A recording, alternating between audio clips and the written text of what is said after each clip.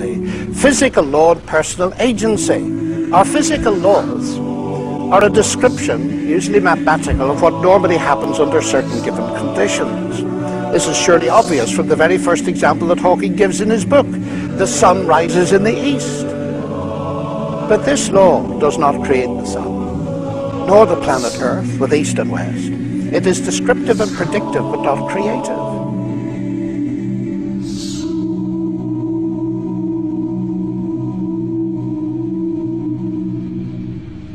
Similarly, Newton's laws of gravitation doesn't create gravity or the matter in which gravity acts. In fact, it doesn't even explain gravity, as Newton himself realized.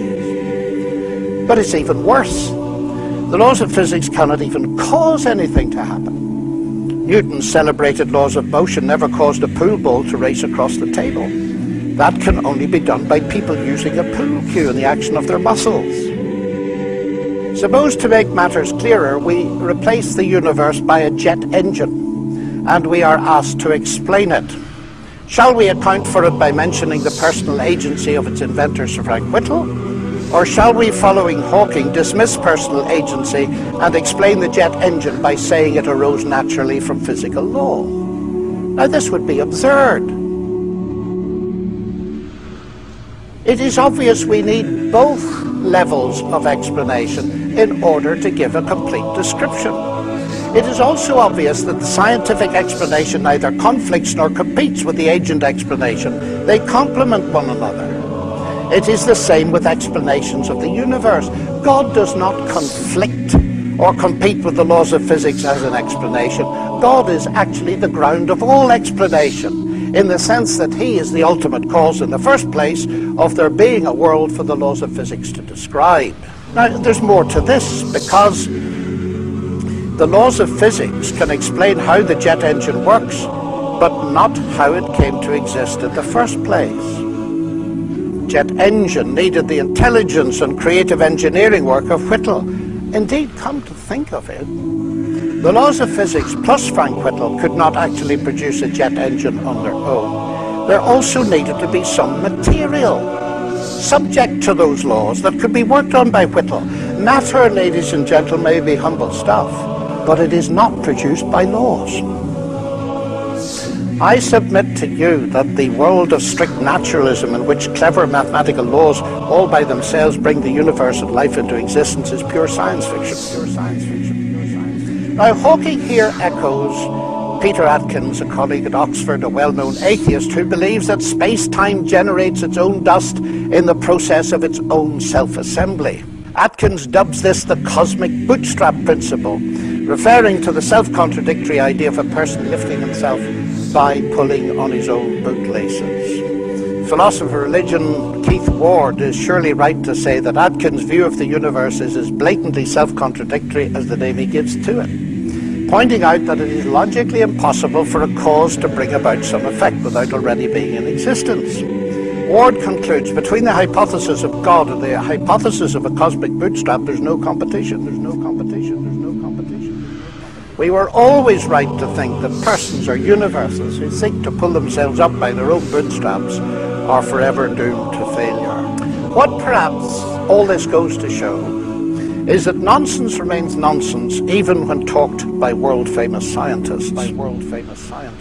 So the only alternative is an embodied mind, what theists call God. An embodied mind, immaterial, outside time and space.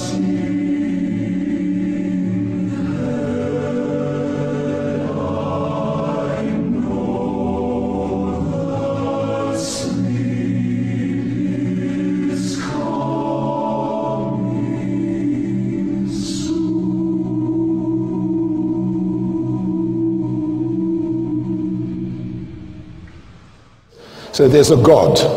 Then you have to say, but sorry, where did God come from? It's not a question I hear often answered. In order to recognize that an explanation is the best, you don't have to have an explanation of the explanation. In order to recognize that an explanation is the best, you don't have to be able to explain the explanation. Folks, this is an elementary point in the philosophy of science. Suppose astronauts were to find on the backside of the moon a pile of machinery there that had not been left by American or Russian cosmonauts. What would be the best explanation for that machinery? Well, clearly it would be some sort of extraterrestrial intelligence that had left the machinery there. And you don't have to have an explanation of who these extraterrestrials were or came from or how they got there or anything of that sort in order to recognize that the best explanation of this machinery is intelligent design. In order to recognize an explanation as the best, you don't have to have an explanation of the explanation.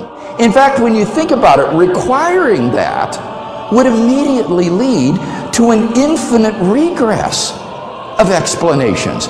You would need an explanation of the explanation, but in order to recognize that as best, you need an explanation of the explanation of the explanation, and then an explanation of the explanation of the explanation of the explanation, and so that nothing could ever be explained. One of the outdated philosophical cliches, in my opinion, is that, well, who created God? We hear that all the time, and they think it's a baseball bat against the theists. But it's made of sponge. And let me tell you why. If we say, what caused the cause that caused the universe, then let's continue. What caused the cause that caused the cause that caused the universe? Let's continue. Then what caused the cause that caused the cause that caused the cause that caused the universe? Let's carry on.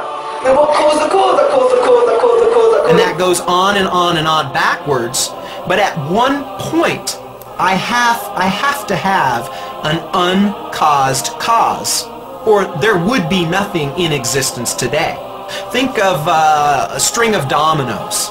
You have a domino that knocks over a domino that knocks over a domino. I have to have a first domino, or that string of falling could never start.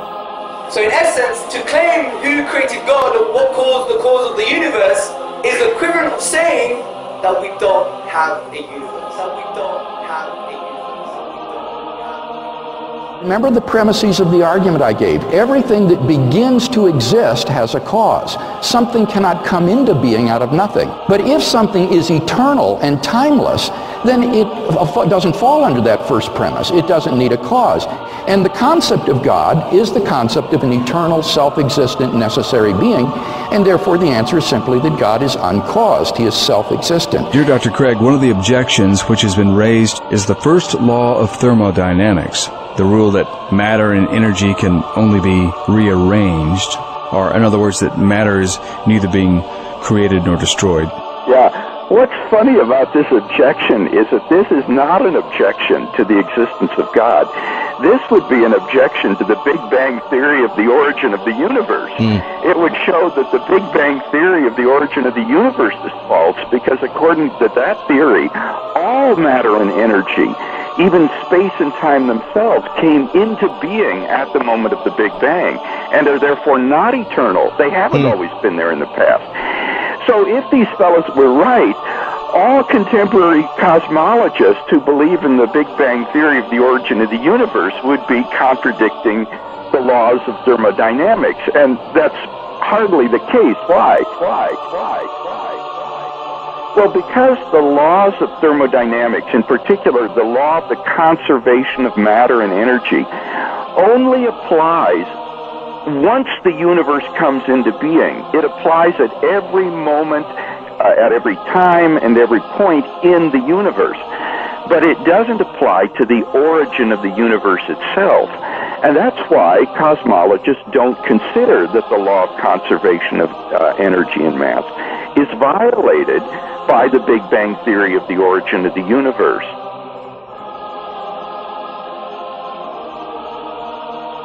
In fact, the atheist fellow mentioned the laws of thermodynamics. He might have wanted to talk about the second law of thermodynamics, which says that in a closed system, things tend toward increasing disorder. Now, the universe on the atheistic view is just a gigantic closed system, because it is everything there is, and there's nothing outside it. And what that implies is that given sufficient time, everything in the universe would grind down to a state of maximum disorder. So if the universe has existed for infinite time from eternity past, why is it that we don't find ourselves in this sort of thermodynamically disordered state? I think that the best answer to that is that the universe has not existed forever. It began a finite time ago in a low entropy condition, and the thermodynamic clock has been running ever since then. So the evidence of thermodynamics itself suggests that the universe and matter and energy are not infinite or eternal in the past, but had an absolute beginning. To remind ourselves of the argument again, we have premise 1, whatever begins to exist has a cause. Premise 2, the universe began to exist. And from that we draw the conclusion that the universe had a cause. The universe had a cause. The universe had a cause. So we ask another question, what is the nature of this cause? And the nature of this cause upon conceptual analysis, which means critical thinking about this cause, we come to some startling conclusions. This cause must be one. The reason for this is because if we use the philosophical principle Occam's razor, which posits that we do not multiply entities beyond necessity, then we conclude it must be one. This cause must be uncaused, as we have already discussed the absurdity of an infinite regress of events. Similarly with causes. This cause must be immaterial because it created the sum of all matter, which is the universe itself.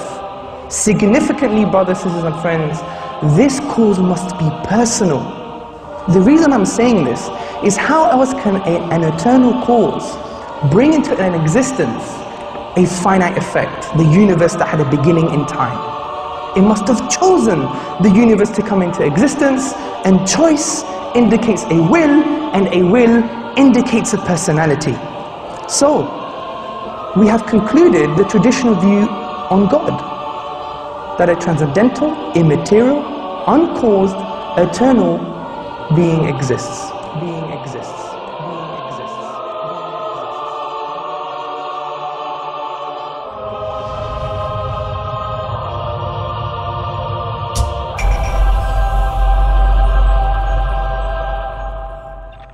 Some strange results have come up in about the last 20-30 years, particularly in astronomy and also in quantum physics, which suggests that the universe actually may have a purpose, and some physicists are now suggesting it does have a purpose. And this has come out of some findings about the some of the fundamental numbers in atomic physics. During the past 40 years, scientists have determined the relative strengths of each of these primary laws and forces. These strengths are so critically balanced, they are often described as being finely tuned. These are numbers like the mass, the weight of an electron, the weight of a quark, the strength of gravity, the strength of the electromagnetic field. About 20 numbers that describe those and other parameters, features of our world, but nobody knows why it is that those numbers have the particular values that they do. Now, you could easily say, yeah, who really cares? You change the mass of the electron by a little bit more, a little bit less. Does it really matter? And the answer is it does. See, it turns out that if you imagine that we had 20 dials right here, and we could fiddle with those 20 numbers at will, even a small change to the values of the known values of those numbers would cause the world as we know it to disappear. Because it turns out, and this is a very surprising, unexpected discovery, that the laws of physics, the basic given fabric of the world, had to be very specific, very finely tuned, as we sometimes say, for the possibility of carbon-based life appearing at all. For example, the strengths of the other forces are all important, the masses of the various subatomic particles. Now, this is one of a long list of properties in underlying physics that seem to be prerequisites for a universe with life. If all of these things were even a little bit different, then life, certainly life as we know it, could not exist. It's a very surprising conclusion, but it's true, and all scientists will acknowledge that's the case. Bernard Carr is a cosmologist and studies how the laws of physics operate in the universe. He says that the laws of nature are so finely tuned to enable complex life to exist. Muhammad is a messenger sent by God to give the Quran to mankind.